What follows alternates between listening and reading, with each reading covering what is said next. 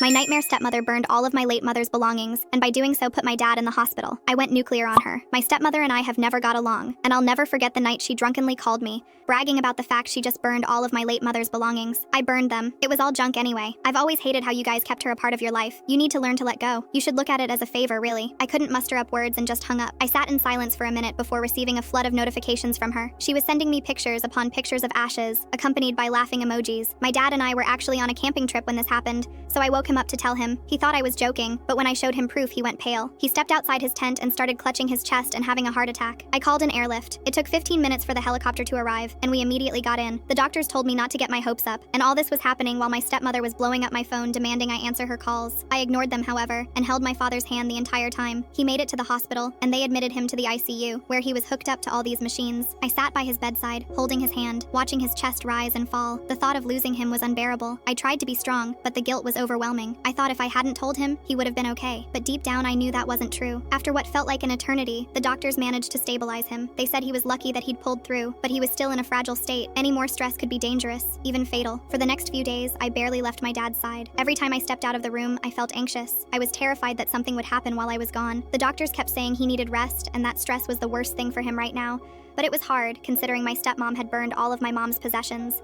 My stepmom was always bitter about my mom and the sweet things that our family said about my mom. Last Thanksgiving, we were all gathered around the dining table. It was the first time my dad had brought his new girlfriend, my soon-to-be stepmom, to a family holiday. Everyone was curious about her. They were eager to meet the woman who had finally brought a smile back to my dad's face after years of grief. I remember sitting next to my dad, my stepmom on his other side, her hand resting in his. She seemed a little nervous, but who wouldn't be meeting the whole family for the first time? My dad kept reassuring her. As we were making plates for the table, the conversation naturally drifted to memories of my mom. It was like that every year. No matter how much time had passed, she was always present in the room with us. Aunt Linda told my stepmom that she was just as beautiful as Mary was. Mary was my mother. My brother sure knows how to pick them, she said with a smile. There was a murmur of agreement around the table, and I saw my stepmom's smile fade for a moment, but she quickly bounced back and nodded politely. As the dinner went on, the stories about my mom started flowing. How she used to make the best pecan pie, how she would always sneak an extra slice to my cousin Jake, and how she had this way of making everyone feel special. My stepmom sat there, smiling and nodding, but I could feel the tension building in her. It was when Uncle Joe started the prayer that the energy in the room really shifted. We all bowed our heads, and Uncle Joe, who always led the blessing, began to speak. Lord, we thank you for this meal and for the family gathered here today. We ask that you bless our food and our time together, and we especially ask that you continue to bless Mary's soul. May she rest in peace, and may she know that she is missed dearly every day. As soon as he mentioned my mom's name, I felt my stepmom shift uncomfortably in her seat. Her hand, still holding mine under the table, suddenly felt tighter. I looked up at her, and though her eyes were closed for prayer, I could see how uncomfortable she felt. It was in that moment I realized she was bitter. Bitter about my mom, about the way we all still talked about her, about the fact that no matter how hard she tried, she would always be competing with a ghost. When the prayer ended, she quickly let go of my hand and reached for her wine glass, taking a long sip as the rest of the family echoed, Amen. My dad, oblivious, just smiled at her and gave her hand another reassuring squeeze, but I saw it. One day at the hospital, my dad woke up, and he was more alert than he had been in days. He looked at me with those tired eyes and said he needed to talk to Stephanie. I was scared for him and of what could happen if we pushed her too far, but my dad was insistent. He wasn't the type to let things slide, and I knew that holding on to this, letting it fester, would only make things worse for him. So, I agreed. We would confront her, but we'd do it together. We waited until my dad was discharged from the hospital. He was still weak. We decided to confront her at home. When we got back to the house, the tension was heavy. My stepmom was sitting in the living room, watching TV like nothing had happened. The sight of her made my blood boil, but I kept it together for my dad's sake. He told her that they needed to talk, and when she noticed my dad was home, she tried to greet him with open arms. He pushed her away, and she looked stunned. She asked what was wrong with him, and he laid it all out. You know damn well what's wrong. You burned all of my wife's things, he said. For a moment, she paused and turned red. She then tried to justify it by blaming my dad for still loving my mom. He told her that he didn't still love her, but she was in no position to burn all of her belongings. Stephanie said if he didn't still love her, then why should it matter? They were just things cluttering up the house. She screamed at him. I could see my father was piping hot, and I motioned for him to sit down. I didn't want to have to take another trip to the hospital,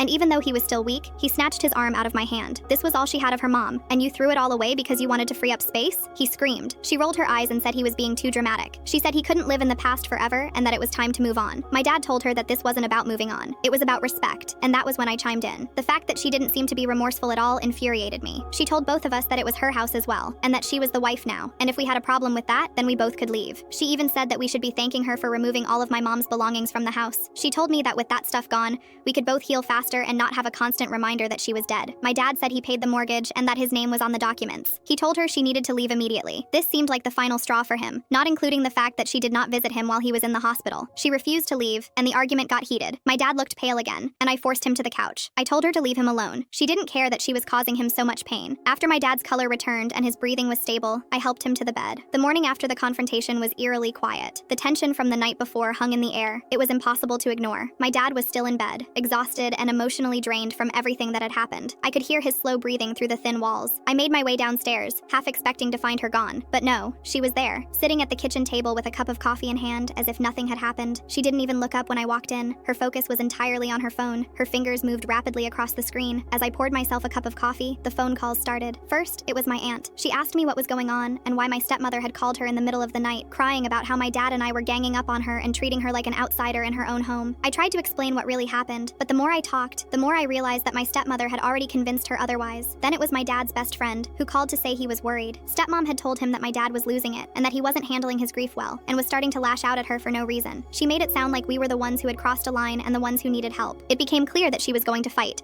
and she was going to make sure everyone believed her side of the story. I could see her out of the corner of my eye, still sitting at the kitchen table, smirking as she continued to type away on her phone. I couldn't stand it anymore. I slammed my mug down on the counter. The sound echoed through the kitchen like a gunshot. "What the hell are you doing?" I yelled at her. She finally looked up and said she was making sure people knew the truth. She said me and my dad were clearly not in the right state of mind to handle this, so she's taking care of it. I laughed. She was serious. I told her that she was lying to everyone and I knew about it. She was the one painting us as bad guys. She claimed she was just protecting herself and said that people deserved to know what was really going on in our house. She went on this whole rant about how she had never been welcomed in our home and that she was treated as a placeholder by my dad and I ever since my mom died. I told her that this was my dad's home and said she was bitter since she wasn't half as good a woman as my mom was. I said she needed to get out or I would call the police. She stood up slowly, her eyes never leaving mine, and said, "We'll see about that." And with that, she brushed past me, leaving me standing there. As the door closed behind her, I realized that this was far from over. Stepmom was going to fight dirty, and if we didn't find a way to stop her, she was going to take everything from us. After all the calls from family and friends, my dad started stressing, and then his health started to decline again. He was stressed all the time, barely sleeping, and it was taking a toll on his heart. The doctors warned us that he couldn't take much more of this, that if things didn't change, he might not make it. I couldn't stand by and watch her destroy him. We needed to get her out of our lives, but she wasn't going to go quietly. That's when I realized we needed legal help. We found a lawyer who specialized in family law, and we started the process of filing for divorce. It was grueling, and my stepmom fought us every step of the way. But the more she fought, the more her true colors showed. She tried to play the victim, to paint us as the bad guys, but it didn't work. The court saw through her lies and saw the damage she was trying to do. She had no remorse or empathy, just a burning desire to get what she wanted, no matter who it hurt. The divorce was ugly. She dragged it out as long as she could, trying to drain us financially and emotionally. But in the end, the court ruled in our favor. She was forced to leave, and we were finally free of her. After she was gone, it took time for us to heal. My dad's health slowly improved, but he was never the same. The stress had taken its toll, and he was more fragile than ever. We focused on rebuilding our lives, on finding a new normal. It wasn't easy, and there were days when the weight of everything we'd been through felt like too much to bear. But we had each other, and that was enough. We didn't talk much about my mom's things after that. The loss was too painful. One day, as we were going through some old boxes in the attic, I found a small envelope tucked away in the corner. It was addressed to me in my mom's handwriting. My heart skipped a beat as I opened it. Tears formed in my eyes as I read the words she'd written to me before she passed. She talked about how much she loved me and how proud she was of the person I was becoming. And at the end, she wrote, "No matter what happens, always remember that I'm with you. In every memory, every moment, I'm there." I held the letter close to my chest and felt a sense of peace that I hadn't felt in a long time. My mom was gone, but she was still with me in every memory, in every moment, and no one could ever take that away. As time passed, the pain started to fade. My dad and I were closer than ever. We knew that we couldn't change the past, but we could determine our future. And that's exactly what we did. We moved to a new house. It was a fresh start. The first night in our new home, we sat on the porch, watching the sunset, and my dad turned to me with a small smile. "We made it," he said. "Yeah," I agreed. "We did." And through it all, I knew that my mom was watching over us, and that she would have been proud of the people we had become.